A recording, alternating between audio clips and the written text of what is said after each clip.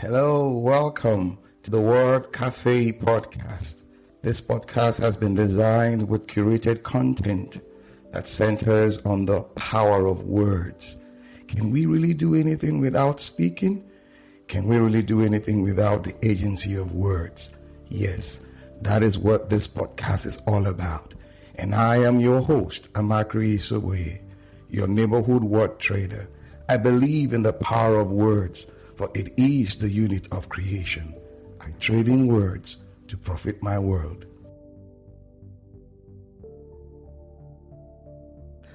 Good morning, good afternoon, good evening, good everything. We're back.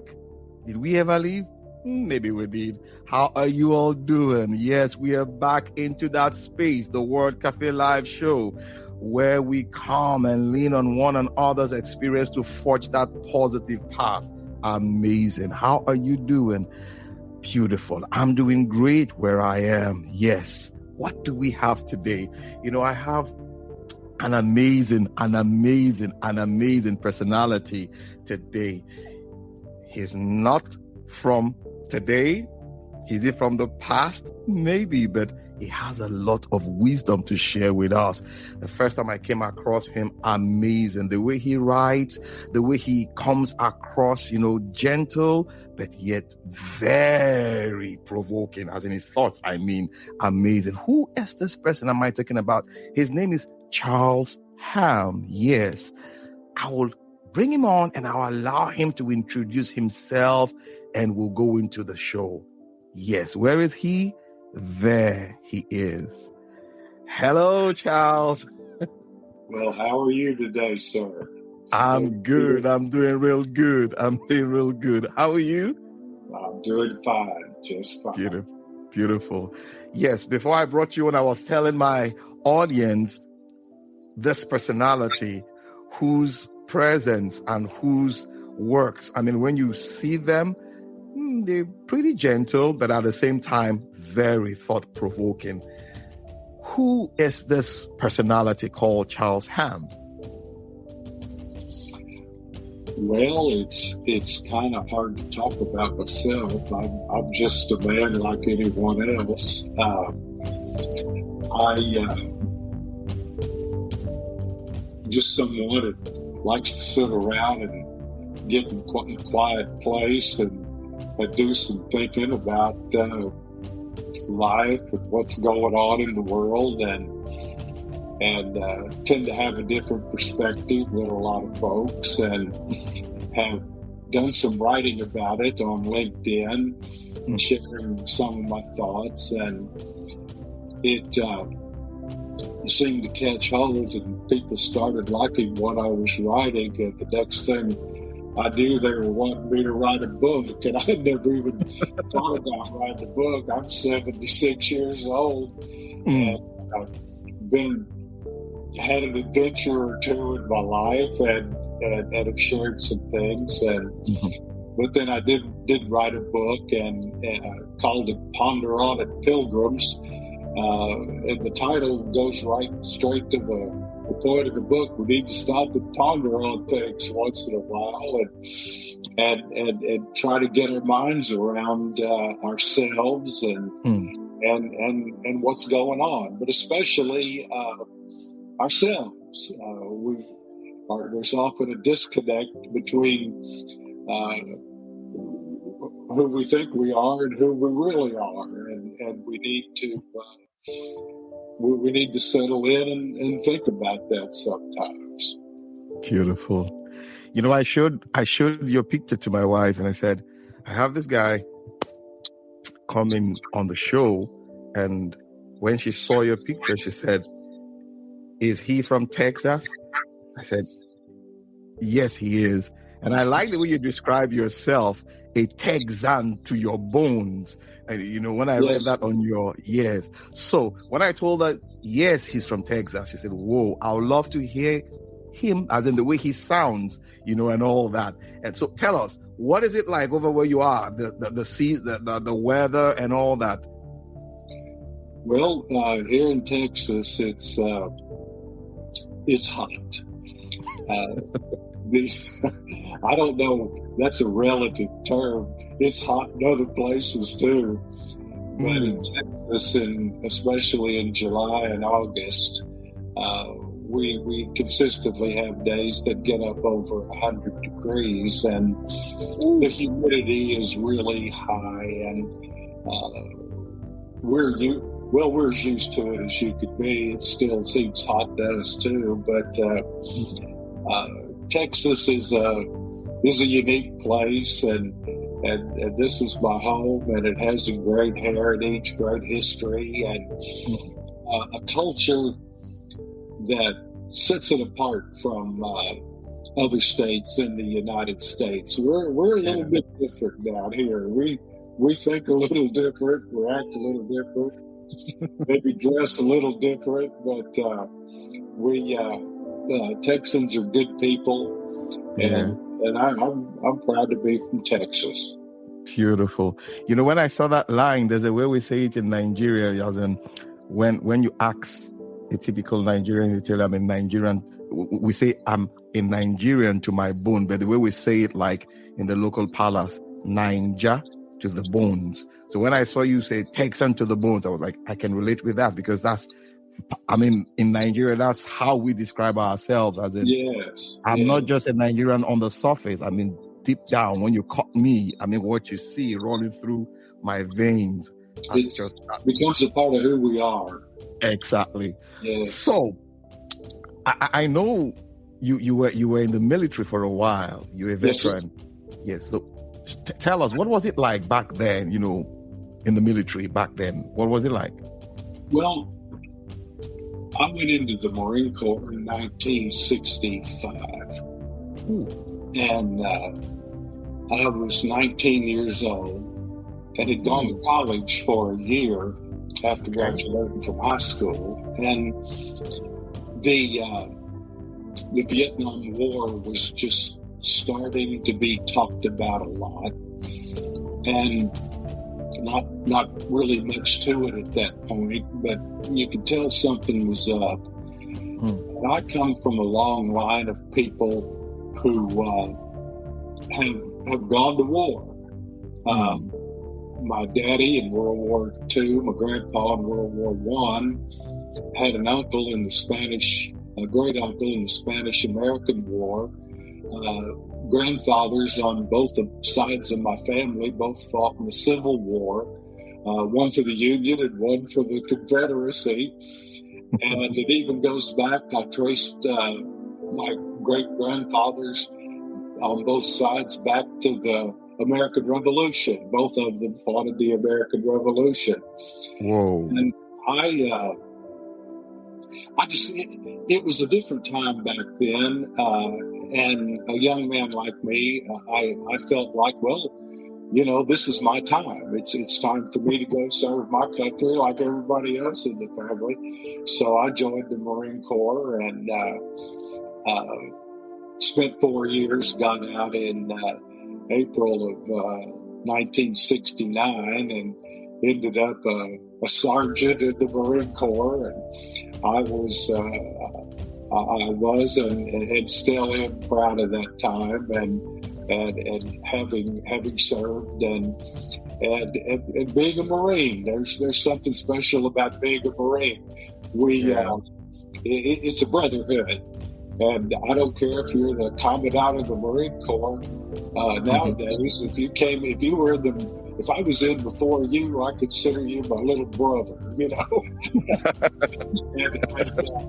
I tell you, I don't have any big brothers left nowadays. I'm getting to be one of the real old guys, but it was quite a time, and the country changed back in those days. There was a lot of turmoil in the 1960s and division about the war, and a lot of the things that went on made it confusing and difficult for the Vietnam veteran. I think we came home to find out that we'd been fighting for our country, but it seemed like the country didn't want us didn't care about it, didn't want us to be over there fighting. Whoa. And that was, so I just kind of moved on with my life and went to school and got married and had a family and have lived a fairly normal life, like most people have. But yeah, that was, things were just different back then. And I hesitate to say it was better or worse, but different is certainly an observation that's true, and I think most people will agree with that. Beautiful. You just said something that will take us to the next question about getting married, because even when I was going through your profile, I saw you've been married for, is it 56 years now? It's 55. It'll be 56 in February of next year. And same woman, So what's it like? Because today you see a lot of young people is like 1, 2, 3 years, and it's like they're getting all tired and all sick and all that about being married. But you've been married for 55 on to 56 years now. Share with us. Well, people ask me about it, and I understand. In our time, that is kind of unusual to get married and stay married that long. And I have kind of a joke about it that I'll tell first. I tell people that the key to staying married is to stay out of the house. Get up in the morning and get your boots on and get out of the house and stay gone all day. Don't be hanging around the house. And come home in the evening and have some supper and then go to bed and get up in the morning and do it all over again. And things will work out pretty well. But that's the joke. I think that... again, I came from a different time where most people stayed together. And that really is the key. Anybody that could think that you could spend a lifetime living with another human being and never have issues is just not thinking straight. I mean, there's going to be issues between two people living together all the time. And when times come where the marriage may be challenged and you're going through a difficult time, the important thing is to remember that you took vows to love and honor this person and to be with her until death do you part. And so there was always a sense that you don't throw the marriage away because we're having a hard time right now. We're not getting along as well as we usually do. You work it out. And when that happens and you stay together through the hard times, it strengthens the relationship. That testing actually will strengthen the relationship and make it better than it was before. I'm just speaking from my experience. This lady is, she's the same age I am. She'll soon turn 76 next month, and we've been through all of this a lifetime together, and it makes her a particular treasure. Someone that I literally have shared my whole adult life with, and has it been perfect? No. Is it perfect now? No. But after a while, you kind of get everything worked out. When I come in the evening, I know every button she has that I can start pressing to get her upset with me. And I've been through that enough, and I just don't press her buttons anymore, you know.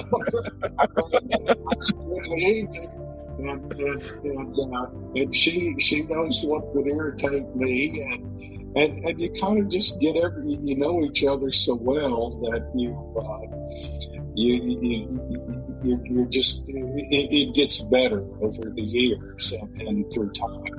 And then you got your kids growing up, and they're having children, and I call my grandkids my cookie bandits.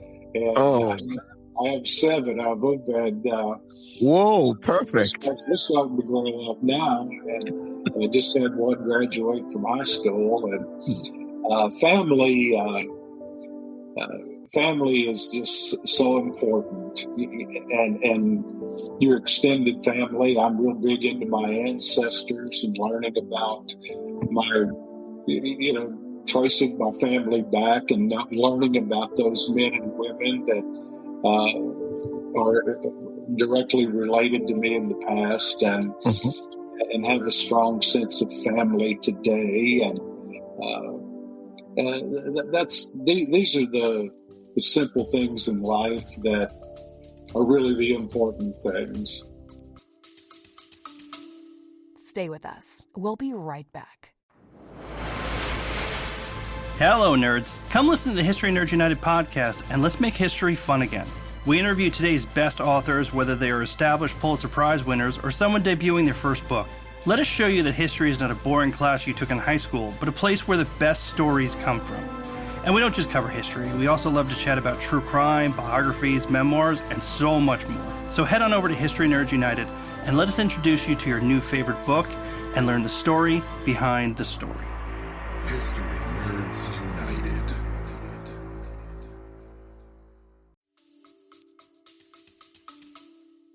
Beautiful, beautiful. When you said those words about taking vows, that's one thing a lot of us don't honor this time around. But listening to you, it's like it's sacred. You took vows. Yes, they were not just careless words. You meant them, and they're sacred. So you need to honor them any day, any time, not minding the challenges that will come, because they will surely come. But because you took this vow, so I will stand by, like more or less, like this is my word, is my bond. Hearing that from you is pretty humbling, humbling. It is the same thing as my word is my bond. I mean, who are you if your word is no good? Business deals used to be made with a handshake. Two men would agree to something and shake hands, and that was the bond that obligated them to keep their agreement. And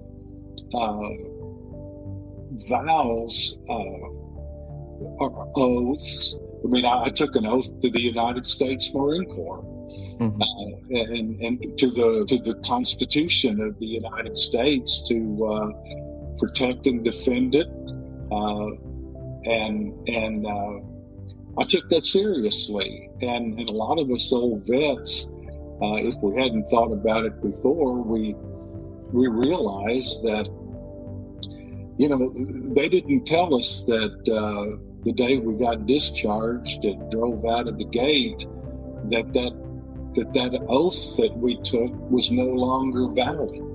There was never any talk like that. So old veterans still have a sense that we have an obligation to stand up for our Constitution. And I know we're in a different country, but it's much the same. But that's the way we feel. When you give I feel like when you give your word, you don't give it unless you mean it. Don't enter into some kind of a situation where you're saying one thing, but are later going to try to figure out some way out of it. It's just not. It's not the way I am. Others speak for themselves, but that's the way I feel. Beautiful. Now, your book, Yes, Ponder sir. on This, Pilgrims. I think that's the title of the book. Yes, sir. And it's a bestseller now. I mean, it came out in less than a week. It just got to that bestseller list. Amazing. What drove you into writing? Can you share with us? The book, I'm on LinkedIn, and I was just looking around and listening to the things that were going on in our country, and a lot of the posts that I was seeing on LinkedIn, and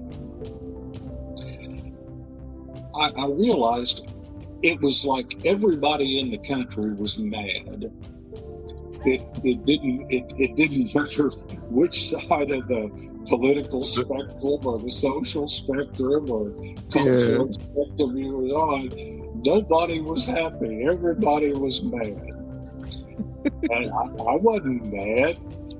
And I decided I would just start doing some posts on LinkedIn, just telling people to calm down and to quit allowing extraneous things that you can do absolutely nothing about to completely capture your life and make you miserable.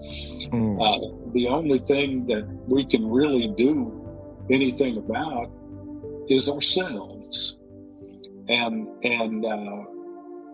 I started talking about,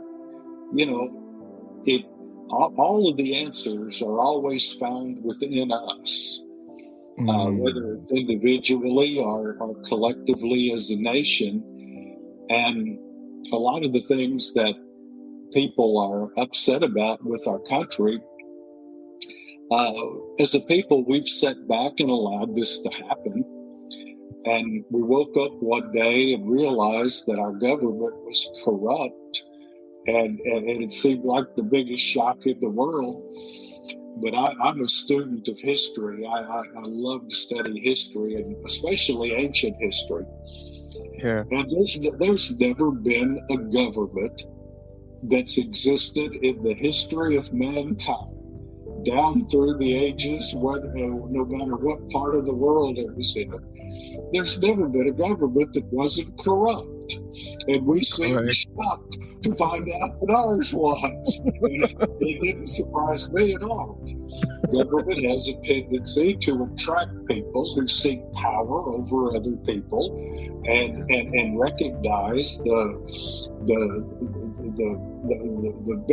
possibility of personal gain and scoundrels and people with their own self-interest at heart tend to gravitate toward government. And that's true in the United States. It's true in Nigeria. It's true everywhere. True. And we allow this to be a distraction, but I've always tried to focus on myself and try to be the best person that I could be, and I've been as big a fool as any man could be at times in my life. I don't claim to be anything special, but I do. I try to think in terms of myself. I try to look at somebody that disagrees with me and feel a sense of love for them. We're all just folks. We're all people, and I don't hate anybody, even the people who are so diametrically opposed to the way I feel about some things. Yeah, they're just people, and I treat them like that, and I treat everybody with respect and with dignity. May not disagree with them, may even oppose them, but I refuse to hate them. I refuse to hate anybody, or to be angry and mad with other people because of differences that we might have. And I feel like that's really the only way to make real change. Yeah. I talk to somebody I disagree with, and I don't make it personal. If they want to have an intelligent conversation, we'll and with mutual respect, I'll sit and talk to them. If they start getting personal and ugly with me, I'll shut up. Don't have any more to say. But I still love them. I just True. It's the way I look at things. And maybe I had to be 76 to get where I am. It's been a process, believe me. I've had my moments and my days like everybody else. Beautiful. Now, you said you have 7 of them grandchildren now. Yes, sir. We live in this time where we have a lot of technology around us, and we're quick to get on Google, check this information and all that. But I've come to realize that there are certain things you're looking for. They are not there on the internet, as in Google can give you that. But when you sit with people who've gone through 1 or 2 things, they've experienced these things themselves, and you sit with them and they begin to orally pass on this wisdom to you, it makes a whole world of difference. What is it like sharing with your grandchildren? Do you have moments like that, what I call the fireside chat, the fireplace conversation? Do you have such with them? I talk to them, yes, and I don't lecture them, but I have little what they call grandpa sayings in my book, Ponderotic Pilgrims. It was called Texas Grit, and there's little gems beyond the obvious to what I call Texas Grit. I just recently did a post, and all I said was, never try to give a bobcat a belly rub if he doesn't want one. and everybody was laughing, and the obvious is funny, but there's lessons beyond that. Don't try to impose yourself on other people when they don't want you to. Don't give them unsolicited advice. If they want your advice, they'll ask for it. Mind your own business. These are good lessons of life, but I couched them in some silly saying, that might make them laugh. And there was another one that I tell them. I say, never corner something meaner than you are. They think that's funny, But the point is, don't get into situations that you can't handle. Don't bite off more than you can chew. True. Watch yourself and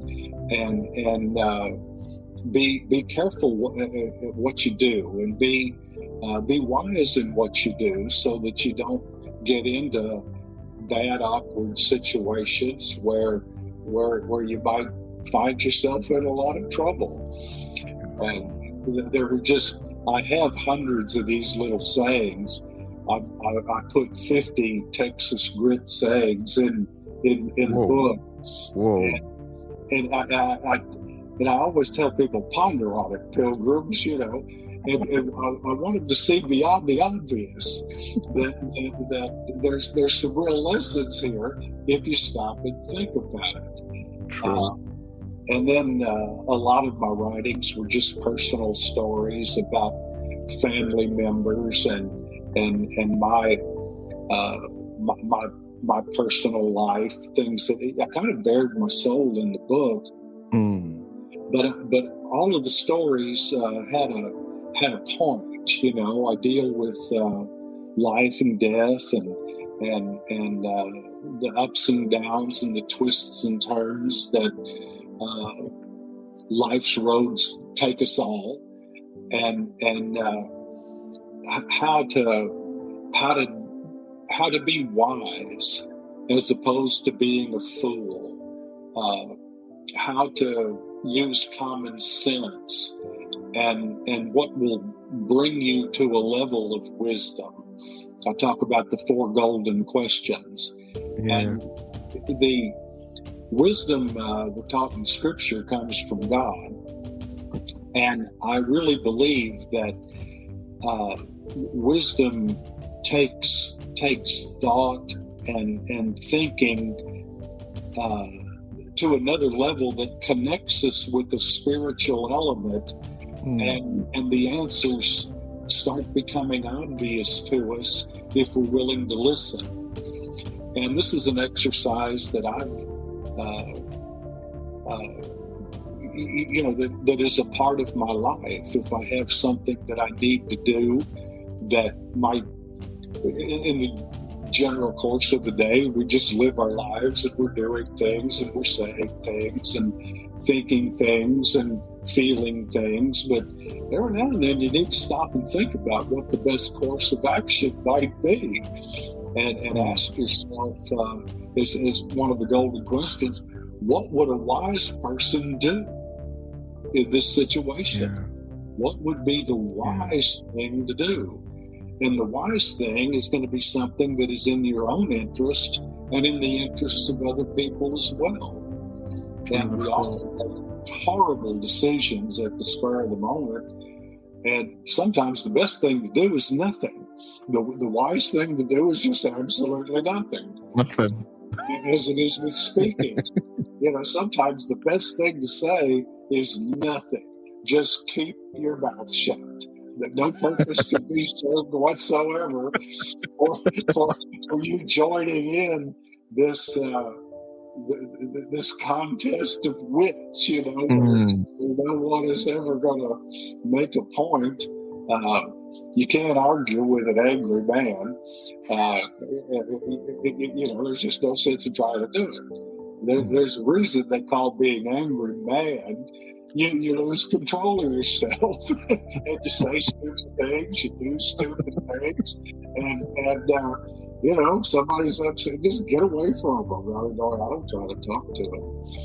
But, we seem to have lost touch with even the word wisdom. Yeah. I don't remember the last time I ever heard of someone referred to as wise. I don't remember that. I've heard people talk about other people and say they're smart, or they're brilliant, or they're experts in their field, or, you can think of a number of superlatives, but I can't remember the last time someone said that someone was wise. And I look on the TV and, all of the media sources, and we seem to have lost that word, and yet it's the key to living life at the highest possible level. And unfortunately, you don't just become wise. You have to struggle for it every day. You can act wisely one moment and be just totally unwise the next. You have to bring yourself to understand what's going on in your life and circumstances, and struggle to do what's best. One man asked me not too long ago if I could define myself in one sentence, what would I say? And my first thought was, that's really a hard question in one sentence. And yet the answer just almost came to me immediately. And I thought it was the perfect answer to describe myself in one sentence. And I said, I'm an old man struggling not to be an old fool.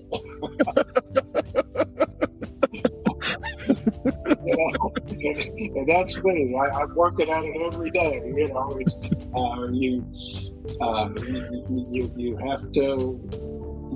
you have to think it's important to make. It's about making good decisions for for yourself and for others. And so, anyway, I try. That's all I'm saying. I try. Yes, sir. Beautiful, beautiful, guys. We've been discussing with. I would like to describe him this way, Pa Charles Hamm. You will agree with me. He's just giving out those wise words, not smart words, not intelligent words, but wise words. And every minute he's just releasing those words. I mean, they're just coming in like that. I'm lost. I'm short of words to describe it, but I am so blessed. I'm so blessed. I appreciate you saying that. Go ahead. I'm sorry. Yeah. Thank you for taking this time to, come into this space and share with us. I was processing my thoughts before this coming, into this space, and I was like, what am I going to discuss with Pa Charles now? What am I going to, and all that? But honestly, I am glad allowing you just give from that, should I say, wealth of experience, sharing with us. It's so beautiful. Thank you for taking this time. I really appreciate you having me on. Do I have just a second? No, go ahead. Yes, you do. Okay. I'd like to encourage folks to go to my website. It's charleshamm.com. If you have interest in the book, you can go there and find out all about it. And it is a 3-time #1 international bestseller. It's sold in 11 different countries. And I'd like you folks in Nigeria to start reading it. I think you'll enjoy it. Beautiful. Yes, guys, I read I read his thoughts on LinkedIn every now and then, and honestly, that book is a must-have, and is a must-have. Now, before I let you go, Pa Charles, can you just put a framework around how you started, and how the journey started, and how we got to this point, being a bestseller? People started on LinkedIn, encouraging me to write a book. They were reading my posts, and they said, you need to write a book. And I never thought about writing a book. And I put them off, and I'd say, well, I'm pondering on it, and just kind of brushed them off. And I didn't know the first thing about writing a book.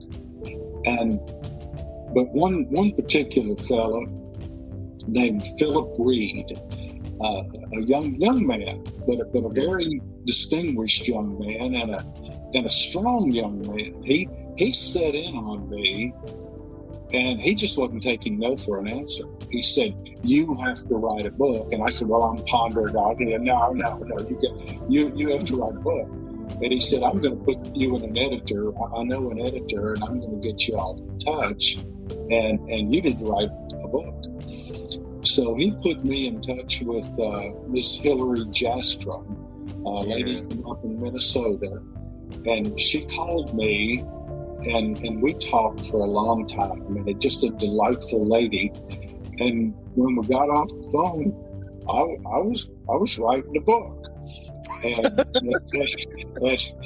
I tell her all the time, I just wrote the stuff. She's the one that made it a book. But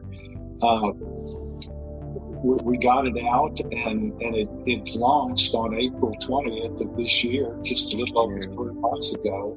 Yeah. And in 36 hours, that book was a 3-time #1 international bestseller. And it just took off. And people are telling me that either the reviews that I get, people are telling me that the book is changing their lives. It's making their minds work differently, and making them stop and think about things like we've been talking about here today. Yeah. And it's been the most humbling experience of my life. Beautiful. I've never had anything like this happen to me, and people being this supportive and just so nice. I just am very humbled by it. But I do want people to read it, and I hope it'll become a bestseller over in Nigeria. I hope so too. I hope so too. I think what I'm going to do, we're going to push it out around here. Encourage people to go get the book. Ponder on this Pilgrim. By Charles Hamm. Just go get the book. I've read some excerpts from the book, but I'm also going to get the book myself. Yes, but the truth is, yes, listening to him, you will agree with me, guys. It is worth having in your library, as in reading it. It's worth having. Your story, Charles, your story is one of. It's never too late to do anything. No. Go on. Age doesn't matter. Every age has its advantages and its disadvantages, and being a young person is a time to learn and to grow and to use your youthful energy and enthusiasm, to be productive. But as you get older, like I say, you can live a whole life working in oil fields and different places like I've had. I had my own businesses, and when I retired at 74, and after a couple of months, I was kind of wishing I had something to do. You need to keep living, you need to keep getting up in the morning and having a reason to get out of bed that motivates you. And I found writing was I would have never thought about it, but I found my call in later life to be writing, and I'm working on my second book. Beautiful. I guess when I get through with it, I'll start on the third one. This seems what I'm locked into now. But yeah, you can be old and still do things. Yeah, beautiful. Thank you for this moment. Thank you so much. Before I let you go, Charles, what's that last word you have for my audience? I would encourage people to find times of quiet and solitude, to get alone and away from all of the distractions that we have today, which are so many, and just think and study and ponder about your life, about the kind of person you are. Be honest with yourself, and become a better person, so that you can be better in the lives of other people. And try not to be foolish in decisions that you make, but to just focus. The book is about focusing on yourself and dealing with the different challenges of life. And I just encourage people that, opportunity is out there for all of us. And if you are looking for it, you'll find it. But I think a lot of us lie to ourselves, and a lot of us fall into the trap of trying to be like other people. You're a unique individual. There's only one of you. Never has been and never will be another you. Give the world the benefit of you. Wow. And make that contribution. You're here for a reason, and created in the image of God. You're a special person, and you're maybe not the smartest. Other people can do things better than you can, but that's not what matters. What matters is is you being you and making your contribution to yourself, your family, and to the lives of others. Beautiful. Beautiful. Give the world the benefit of you. You might not be the smartest person, but you are unique. Those are the words from Charles Hamm, and amazing. I am so glad. Guys, thank you for hanging around. Thank you for coming into the space, to listen to Pat Charles and I on this episode of the Word Cafe live show. But time is not always our friend when it comes to talking about some interesting stuff. But we always come back, into the space to continue, but I have to let him go now, and don't walk away. Listen to those words over and over again. Give the world the benefit of you. Yes, sir. Till. Wonderful. Till we come your way again. You know how we say it on the show. Bye for now. Goodbye. It's been an honor to be with you, sir. Pleasure.